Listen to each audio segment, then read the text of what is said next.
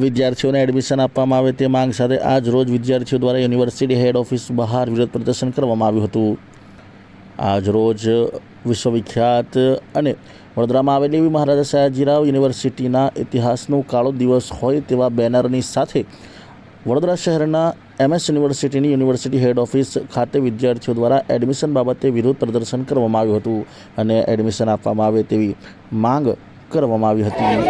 આજે કાળા કપડાં પહેરીને વિરોધ કરવામાં આવ્યો છે, કારણ કે જે રીતે વડોદરા શહેરના વિદ્યાર્થીઓને એડમિશન નથી મળતું તેના જ માટે આ કંઈક ને કંઈક આંદોલન આજે ઉગ્ર બન્યું છે। અમારા બધાની એક જ માંગ છે કે વડોદરા શહેરના વિદ્યાર્થીઓને જે ગયા વર્ષે એડમિશન આપેલું, ગયા વર્ષે 50% પર જનરલવાળા વિદ્યાર્થીઓને એડમિશન આપેલું, તો આ વર્ષે પણ એક ક્રાઇટેરિયા યથાવત રાખવામાં આવે।